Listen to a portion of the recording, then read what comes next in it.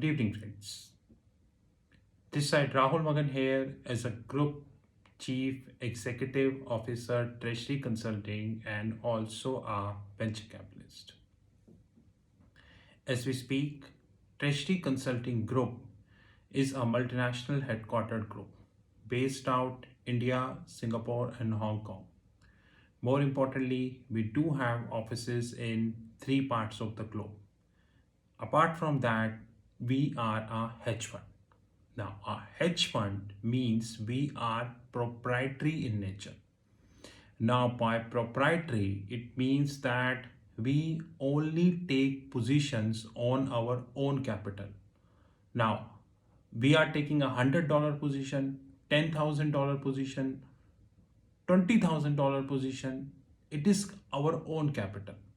So, proprietary hedge funds are those hedge funds who take position on their own capital. They do not take position on the third party capital. So, even if you invest in our fund, we will say no because we take position on our own capital. Like American hedge funds, we take position in FICC, fixed income currencies and commodities. We take position in gold, silver, crypto, and many more asset classes. But like I said, our hedge fund is a closed end hedge fund.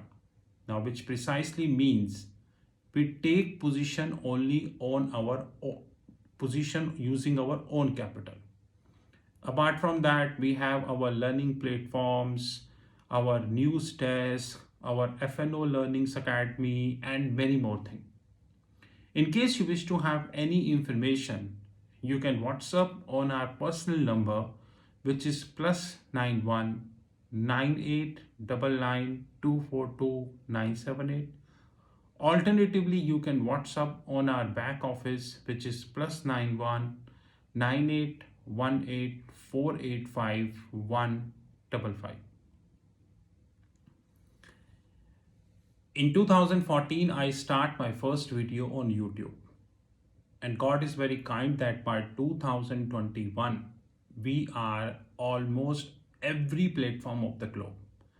Now, which includes LinkedIn, Twitter, WhatsApp, Facebook, your short apps like Takatak, Zilly, your Chingari, Josh, almost all platforms of the globe. But one thing which I always saying commonly in all platforms is the reporting. That is the most important thing. Majority of the frauds in the world, whether this is infrastructure leasing and financial services, Lehman Brothers, Bear Stearns, Merrill Lynch, and PMC Bank, Yes Bank, Satyam, PwC, all these frauds and many more happened only because of inconsistency in reporting. Now, the point is that there are millions and millions and millions of investors we have across the globe. These investors actually do not know how to do or how to check the reporting. Now, let me give you a simplistic example before I take forward. Whenever any Indian bank do the reporting, whether this is ICICI, HDFC, Axis, or any Indian bank who do the reporting, Indian media, which is paid, sold, and corrupt, only do three things. Number one, gross NPA. Number two, net NPA. Number three, profit after tax. Simple. Apart from these three things, nothing comes in the public. But the hard reality is that these three indicators are obsolete as far as bank is concerned. Yeah, as far as non-bank is concerned, the indicator like PAT and all, they are not obsolete in nature. So let me give you a simplistic example. I am giving an example. Let's take 5 top companies: Reliance Industries Limited, TCS, Wipro, say Cognizant, Adani's, maybe others. They report their results. They have different businesses, like Reliance is a conglomerate. They are into IT, retail, information technology, their oil and gas business. Adani's is also into multiple businesses. TCS is predominantly IT company but work across the globe. Wipro IT company works across the globe. Cognizant not listed IT company but works across the globe. The way they report the result is more or less same. Of course, they have different business streams. Like in case of Reliance, what matters is the gross refinery margins, which means the rate at which they buy the oil, refine it, minus the rate at which they sell the oil, which is known as crack spread, is what matters. So today the crack spread is around $6 per barrel. If it go to $10 per barrel, it would be happiest for Reliance. But if it come down, wrong for Reliance. But crack spread do not matter for IT companies. For IT company, what matters is the Indian rupee. What matters is the dollar billing. What matter any mess happening with the IT budgets of the different banks and all. Reporting differs. Reporting of IT companies is completely differ in case of reporting of oil and gas companies. But when we speak about banks, reporting is completely different. In fact, it is at Mars. Now, if you look at the annual report, rather we should term this as 10K. If you look at the 10K of Goldman Sachs, then the Goldman Sachs 10K is around, I would say, Goldman Sachs 10K is around 800 pages.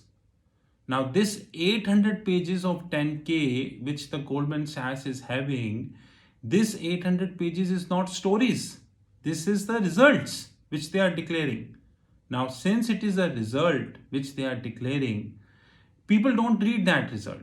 But Goldman give the detailed result. JP Morgan is somewhere 350 pages to 400 pages. Morgan Stanley is also like this. Citi, Deutsche, Wells Fargo, Credit Suisse, UBS, all are having exceptional reporting. The way we value a bank, we never value a company. So even I replace Reliance with Saudi Aramco. Saudi Aramco is not valued the way bank is valued. We need to understand that. And especially for corrupt, sold and paid Indian media, we need to learn that. That's really very important. Now let's go with this example. Let's take an example of two top banks of the globe, Goldman Sachs, JP Morgan. Now, when it comes to Goldman Sachs is around 150-year plus banking institution. 150 years, which means 2 generations. They maintain a huge trust. Their balance sheet is extremely strong. Now, what happens when a bank starts? They take debt from the market because generally customers don't have a trust on the bank. There is a trust issue. Why should I lend to bank? What would if the bank defaults, and many issues. Eventually, bank maintain their trust.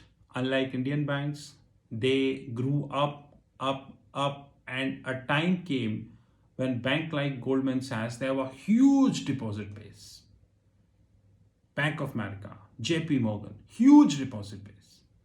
They lend this deposit to their clients. They make money, they give some deposits, deposit rate, they lend, the difference is net interest margin. But what happened? Banks like Goldman Sachs, Citi, JP Morgan, Morgan Stanley, Bank of America, they are across the globe. We have Goldman in India, Goldman in Singapore, Goldman in London, Brazil, Russia, United States, everywhere. There is a specific committee which we have in the world of banking, which is known as ALCO, Asset Liability Committee. And sometimes Asset Liability Committee have many propositions. Proposition 1, 2, 3. And they feel, guys, all 3 proposition looks good. But we don't have the sufficient fund to lend to all 3. Let's take a debt and lend to them. It happens. Even private equity firms take debt from the banks at throwaway prices and lend to riskiest corporates at, highest prices. Different is the margin. Now guys, what happened? Let it be honest. When you issue a debt, then there is a concept which comes into the picture, which is called, you should know that, which is called, you do not know? Very sad. The balance sheet of any bank of the world needs to be acclimatized. Now, I'm using a very simple word to explain you. It need to be acclimatized from the different interest rate of the globe. Now, that interest rate could be in US dollar, could be in euro, GBP, now SOFR, SONA, all and all. These acclimatization is known as immunization. Now, immunization means like you take the vaccine here. Bank balance sheets needs to immunize against the volatility in the interest rate. Now let's take a simplistic example. Now the Federal Reserve, many governors of the Federal Reserve are saying they would be rising the interest rates in 2022. Goldman, JP, Citi, Morgan, Standard Chartered, Bank of America, and many other banks, they need to acclimatize their balance sheet for that. They need to immunize their balance sheet for that. And that immunization is actually known as the protection of the balance sheet.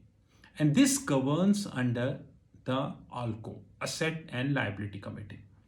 But when we speak about the banks, these three ratios really matters. I'll just read for you. I noted in my diary. Number one, risk adjusted debt divided by capital. What the hell is that? Take a simplistic example. Goldman Sachs took $2 billion of debt in US dollar from US. Now, what is the principal currency of Goldman Sachs? US dollar. In which currency they took the debt? US dollar. Is it risk adjusted? No, it is not. But what if Goldman London took US dollar? Now, what is the functional currency of Goldman London? GBP. In which currency they took the funding? US dollar. It means GBP to US dollar is a mess. Means immunize. This ratio come. Risk adjusted capital to risk adjusted debt to capital. Second ratio, risk adjusted debt to EBITDA. Now there is a catch. People refer EBITDA. EBITDA stands for earning before interest, tax, depreciation and amortization, which means operating profit including of non-cash. Guys, this is wrong. There are many more non-cash apart from depreciation and amortization. Take a note of that, please. Another thing, take an impact of intangibles also. Risk adjusted debt divided by EBITDA is another important ratio to value a bank. Third ratio, I noted in my diary. Risk adjusted debt divided by operating cash flow. 99% people heard this first time. What the hell is operating cash flow? Fourth and very important ratio, return on tangible equity. What is tangible equity? So guys, when we value a bank, these four ratios are very important. Number one, return risk adjusted debt to capital, risk adjusted debt to EBITDA, risk adjusted debt to operating cash flow, and return on tangible equities. Unlike paid, sold, and corrupt Indian media, Please do not value bank on gross NPA, net NPA, and the PAT. Remember, there is another component we're going to be speaking in detail soon in our next video, which is called ECL, expected credit losses. The way we value bank is different the way we value non-bank. Next time when paid, sold and corrupt Indian media would push you to value a bank, then take a note of this. This is Rahul Magan from Tenshik Consulting Group. You know my personal number +91 9899242978. Alternatively, thank you very much for sparing your time. We continue to bring lots of interesting videos in 2022 also. Challenging videos also. Have a great time ahead. Thank you.